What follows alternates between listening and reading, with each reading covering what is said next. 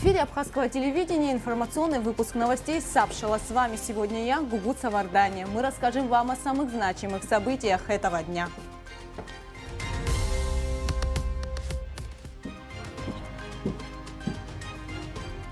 Сегодня в выпуске. 24 апреля во всем мире отмечают День солидарности молодежи. Строительство крупного объекта на Красном мосту. Раскрываем секреты. Проявили себя достойно об участии военнослужащих Министерства обороны Абхазии в международном армейском конкурсе «Саянский марш».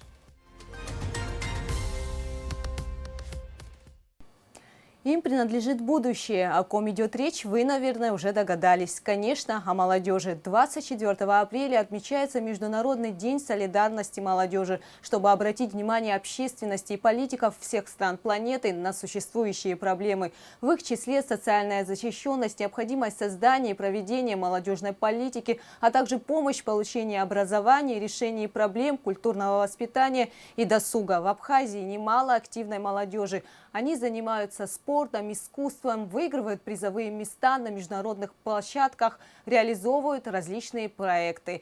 Герои нашего следующего сюжета уже нашли свое призвание. Репортаж Эсмы Голанзе. Современная молодежь Абхазии. Какая она? Лучше или хуже старшего поколения? На этот вопрос невозможно дать однозначный ответ. Старшие часто сетуют на молодых. Дескать, плохо воспитаны и не знают традиций. Порой, правда, создается впечатление, что у современной молодежи нет стремлений. Их интересует только интернет и социальные сети. Не говоря уже о более серьезных проблемах, таких как наркотики и алкоголь. Кого-то из молодых привлекает так называемая воровская романтика. Возможно, не найдя реального стимула заниматься другим делом или не имея достойного примера перед глазами. Болезненных точек много, и все они требуют серьезного анализа. Но сегодня, в День солидарности молодежи, просто оглянемся вокруг и увидим, сколько их целеустремленных, умных, благородных. Один из них – 24-летний Астан Габлия, самый молодой врач Гудаутской ЦРБ. Астан закончил учебу в Ростовском медицинском университете. Вернувшись на родину, он сразу же отправился в Гудаутский госпиталь, где уже 8 месяцев работает терапевтом. Я почему решил пойти именно помочь, да, это просто, как скажем, отдать долг, да, если откровенно говорить. В принципе, я мог после месяца сказать, я свою отработал, все, мне это больше не надо и ухожу. Но просто после месяца работы, понимаете, есть... Как долг перед Родиной, так и появился долг перед теми людьми, которые мне помогли прийти ко всему к этому, в принципе, которых я и благодарю по сегодняшний день, да, И большинство этих людей сейчас работает на данном этапе со мной. И я понимаю, что если, например, я не прям значимая фигура во всем этом, конечно, да, но мы знаете, как ячеечки. Стоит мне, например, отойти, будет немного сложнее. То есть у нас там все как механизм взаимосвязано. И этот долг перед ними и заставляет не уходить, не оставлять. Медики Гудаутской ЦРБ уже привыкли к тяжелой работе в режиме нон-стоп. К авральному графику привыкли их семьи и друзья. Даже находясь дома, доктор постоянно консультирует пациентов по телефону. «Выручай то, что пока не женат», – с улыбкой говорит Астан. Ведь коллегам, у которых дети, приходится особенно тяжело подолгу не бывать дома. Сложно именно, знаете, не то чтобы физически на второй план уходит, больше морально, психологически, понимаете, когда все равно каждый день одно и то же определенный поток пациентов, которые поступают, ты немножко эмоционально сдаешь все равно позиции, как бы этого ты не хотел. Потом, когда особенно как раз-таки друзья и знакомые собираются компаниями, то есть эти ограничительные меры, о которых мы говорим, не соблюдают, немножко становится обидно. Потому что им стоит собраться, они проведут хорошо время там, да, вечером, а потом, как правило, нам приходится 24 часа находиться в этих костюмах и уже последствия, так скажем, исправлять. Помимо медицины, молодежь Абхазии проявляет себя и в других сферах – творчестве, предпринимательстве, спорте. Если есть желание и работа над собой, значит, будет и результат. Вот так отрабатывает удары юный спортсмен Давид Амичба. Тайский бокс отличается от обычного. Его главная особенность – использование любых частей тела. Из-за такой техники единоборство называют боевым искусством 8 конечностей. Примером для Давида стал его старший брат Леон. Вот уже 3 года жизнь юноши – череда физических тренировок, воспитание силы духа, выносливости и дисциплины. Давид участвовал в республиканских и всероссийских соревнованиях по тайскому боксу. На одном из последних турниров в Краснодаре юный спортсмен провел 3 боя и все 3 выиграл. Я не всегда был спортивным мальчиком. Благодаря брату я вообще пришел на боевой вид спорта. Если бы не мой старший брат, я не пришел бы сюда. Я сейчас готовлюсь на профессиональный бой, который будет проводиться в Самаре. Это будет бой за титул, но пока не определились, в 60 килограмм это будет, либо в 57. Но я точно пока не знаю. А так соперника знаю, он из города Брянска. А ты вот с теми, с кем дерешься, ты дружишь с ними в обычной жизни? Конечно, дружу, конечно. Вообще спорт объединяет, в первую очередь спорт объединяет. Если бы не спорт, я бы не знал этого мальчика, например. И вообще я когда выезжаю на соревнованиях, когда дерусь против кого-то, мои друзья из разных городов поддерживают меня, когда я бьюсь. У меня большинство друзей спортсменов, конечно. Но есть так, которые подкуривают, но я их пытаюсь убеждать от этого. Ты сам пробовал курить, да? Не, Вообще не пробовал. вообще. Старший брат, вы знаете, убьет. Теймураз Гиргидава, президент Федерации тайского бокса Абхазии и по совместительству тренер Давида, отмечает, что в последнее время больше молодежи стремится заниматься спортом. Желающих много даже среди девочек, которые, кстати, добиваются прекрасных результатов в боксе. Сейчас здоровый образ жизни начинает быть актуальным, то есть в связи, наверное, с этой пандемией, наверное, можно сказать, да, люди устали там, может быть, дома сидеть или болеть и так далее. И плюс наш бойцовский клуб набирает обороты, и в нашей федерации уже около 250 человек именно уже в нашей федерации, в нашем бойцовском клубе, которые занимаются именно тайским боксом. Но это не предел. Мы должны постоянно пропагандировать спорт, здоровый образ жизни. Не обязательно, чтобы это был именно тайский бокс. Спорт, здоровый образ жизни. Мы должны привлекать каждый тренер, каждый специалист, каждый учитель физкультуры должен говорить, что здоровый образ жизни – это очень хорошо, полезно и так далее. Пусть это будет футбол, бокс, карате, это тайский бокс, обычная ходьба. Кроме того, спорт не только про здоровье. Физические тренировки формируют характер. Постоянная работа над собой и борьба за результаты помогают молодым быть победителями и в жизни. Люди, регулярно занимающиеся спортом, более волевые. Они всегда находят стимул и мотивацию к действию. Очень важно для нас, да, например, для меня не только результат как спортсмена, что он сделает результат как спортсмен. Для меня еще важно, как он будет социально адаптироваться вокруг, то есть быть учителем физкультуры, быть спортсменом, там еще где-то работать, да. Для меня это очень важно. Даже можно сказать более важно, чем нежели родителям, потому что в этом плане психологически ребенок растет у меня в зале. Мне очень хочется, например, чтобы мой ученик, чтобы я шел где-то, да, и для меня, чтобы был пример, что со стороны там за моего ученика говорят там только хорошие положительные вещи. Так лучше или хуже современная молодежь? У старшего поколения больше опыта и мудрости. У них есть чему поучиться. Несомненно одно. Вокруг нас много достойных молодых людей. Воспитанные, целеустремленные, разные и прекрасные. Они наше будущее.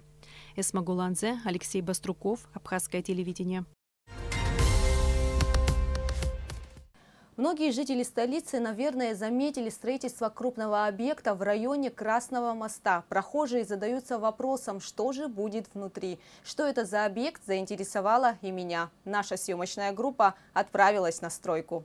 Вот уже 1,5 года на одной из центральных улиц столицы у Красного моста в исторической части города ведется активное строительство крупного объекта. Прохожие не скрывают интереса к возводящемуся зданию, ведь у него очень интересное проектное решение. В одной части стены возведены полукругом, в другой стороне – квадратом. Как мы выяснили, это будущий торговый развлекательный центр. А каким он будет внутри, нам рассказали главный архитектор города Светлана Шаменкова и владельцы строящегося объекта – братья Даур и Тенгиз Авицба. Всего в здании 5 этажей, включая парковку и пентхаус. Здесь на нулевом этаже здания будет парковка, рассчитанная почти на 120 автомобилей. Въезд будет со стороны Белого моста, а выезд к Красному.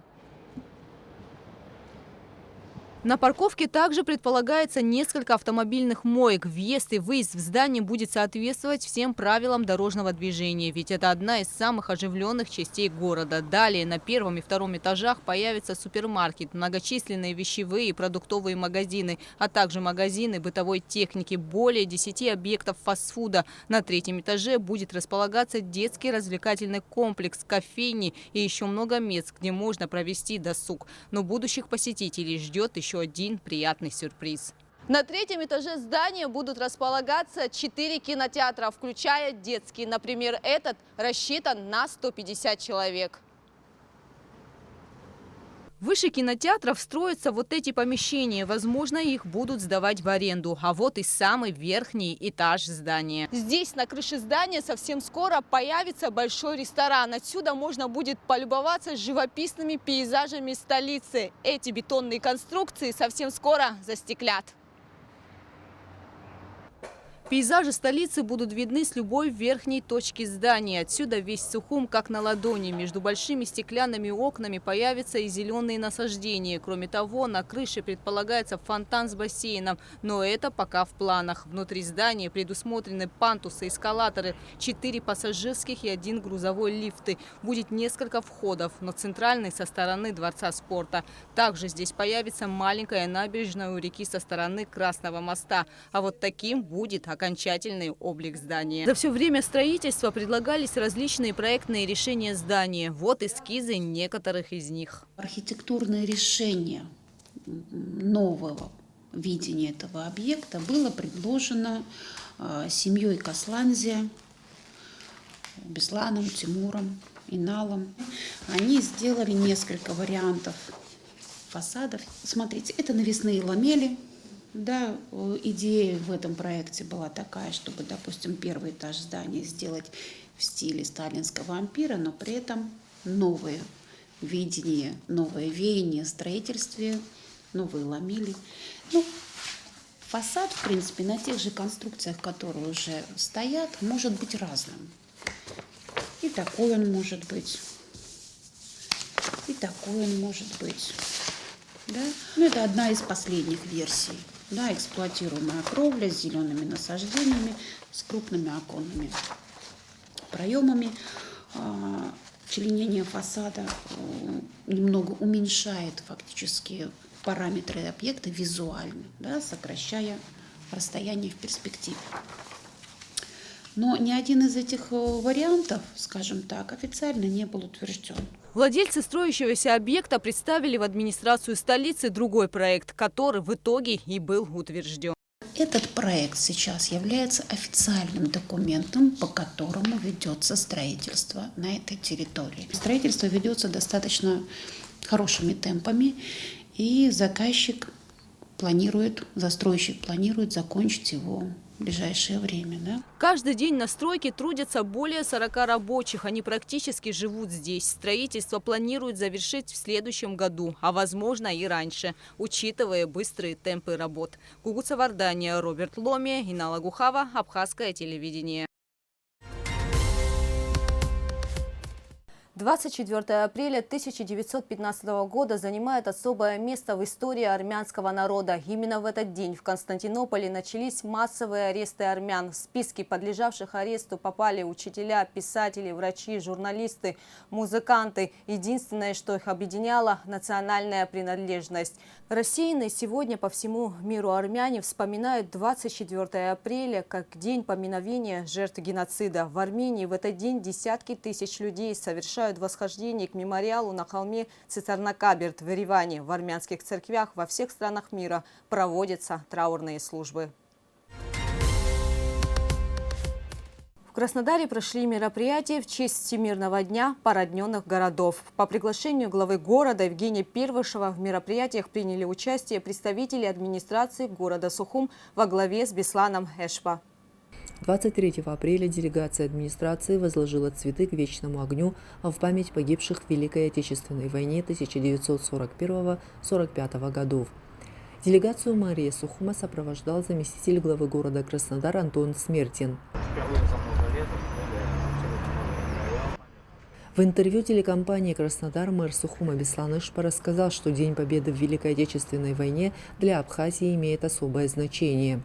Я думаю, что посещение комплекса этого не для галочки. Наверняка для вас это вообще важная тема. Расскажите, пожалуйста, о своих впечатлениях.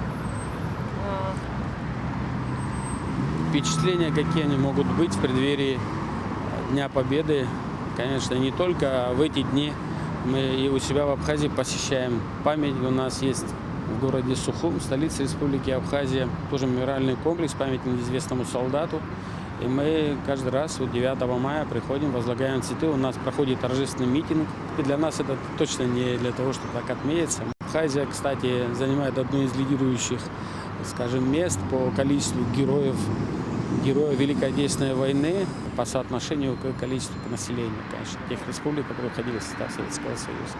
Поэтому для нас это очень, конечно, трогательно. Гостям из Абхазии провели экскурсию по центру Краснодара. В этом историческом месте находится Краснодарский государственный историко-археологический музей-заповедник имени Фелицына.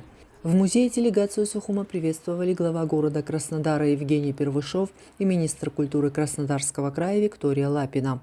Беслан Федорович, Виктория Юрьевна.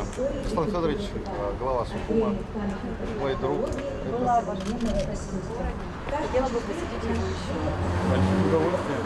Сегодня же состоялась торжественная церемония передачи экспонатов от администрации Сухума музею для выставки «Города-побратимы. Эволюция партнерства».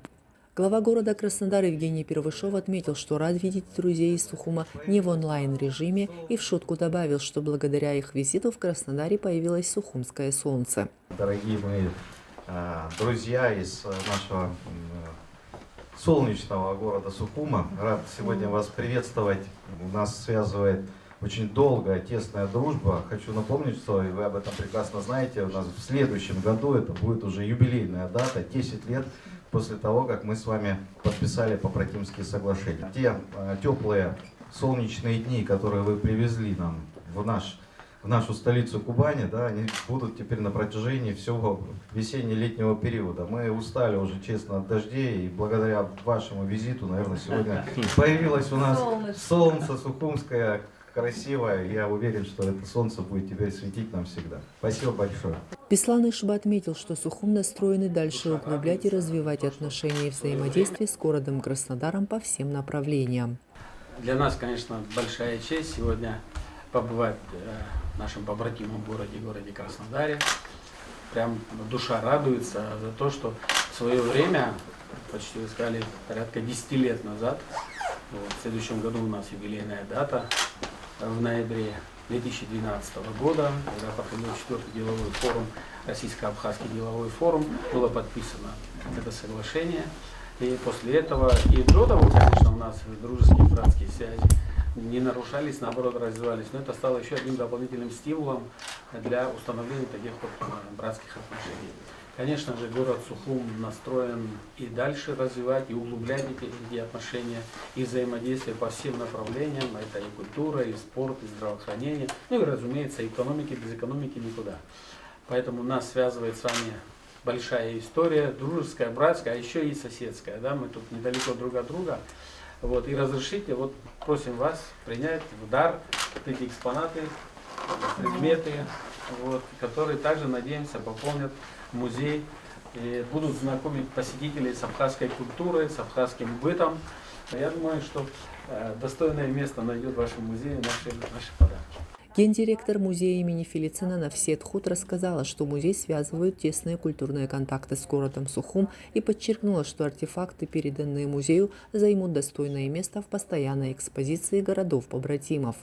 Те артефакты, которые вы нам передали сегодня, спасибо большое администрации города, они займут достойное место в постоянной экспозиции города-побратимы и эволюции развития. Поэтому благодарим вас еще раз. Краснодарскому государственному историко-археологическому музею-заповеднику переданы герб и флаг города Сухум, национальные женские и мужской костюмы, альбомы, картины и фото, рассказывающие про историю Сухума, а также фото руководителя города, подписавшего соглашение об установлении побратимских отношений с городом Краснодар. Сухум и Краснодар являются городами-побратимами с 2012 года. Соглашение подписали Аляс Лабахуа и Владимир Ивланов. Абхазскую делегацию пригласили на выставку «Города-побратимы. Эволюция партнерства». Экскурсию для них провела научный сотрудник отдела истории, археологии и этнографии Екатерина Широкова. В музее представлены стенды городов-побратимов Краснодара. Среди них Феррара, Италия, Талахасси, США, Бургас, Болгария, Карлсруэ, ФРГ, Харбин, Китай, Нанси, Франция. Первое официальное соглашение о побратимстве между городами в 1944 году подписали российский Сталинград, ныне Волгоград, и английский Ковентри. Оба города были сильно разрушены в ходе Второй мировой войны. Сегодня существует Федерация порожденных городов мира со штаб-квартирой в Париже, в которой состоят более 3500 городов из 160 стран мира. Гостям из Абхазии также показали экспозиции, посвященные истории Краснодара, истории Великой Отечественной войны 1941-1945 годов. Сегодня в Краснодаре пройдут и другие мероприятия, приуроченные к Дню городов-побратимов. Мадина Абганба, Давид Авицба, пресс-служба администрации города Сухум, Краснодар. С 14 по 17 апреля военнослужащие Министерства обороны Абхазии приняли участие в международном армейском конкурсе «Саянский марш». Абхазские военнослужащие вместе с командами из России, Китая, Таджикистана, Узбекистана и Южной Осетии прошли 50-километровый марш в горной местности. Конкурс проходил в горах Западного Саяна. В первый день погодные условия были очень сложными. Сильная пурга затрудняла прохождение маршрута. Во второй день с погодой повезло больше. По итогам соревнований первое место заняла Россия, второе – Китай и третье – Узбекистан. Команде Министерства обороны Абхазии призовые места не достались, но они получили большой опыт и усовершенствовали свои навыки. Совсем скоро абхазские военнослужащие начнут готовиться к очередным международным соревнованиям «Эльбрусское кольцо». Этот конкурс пройдет тоже в горной местности, но уже летом. За возможность участвовать в конкурсе весь личный состав благодарит первого заместителя министра обороны генерал-полковника Беслана Цвижба, а также руководителя торгового представительства Абхазии в России Олега Барцыц. –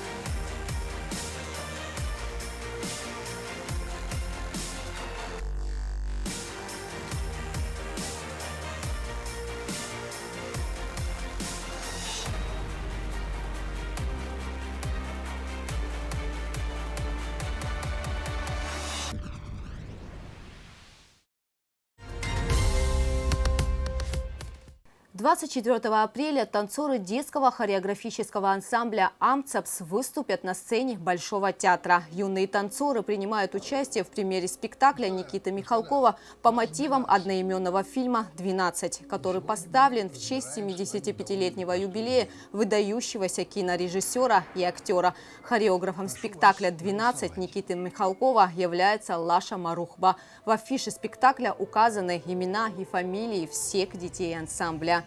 Вот кадры с репетиции.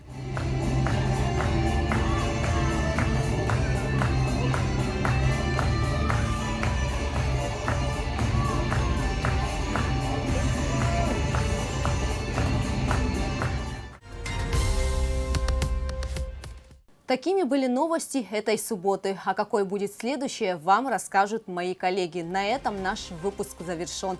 Однако абхазское телевидение продолжает свою работу. Побольше вам положительных эмоций и хороших новостей. Всего доброго!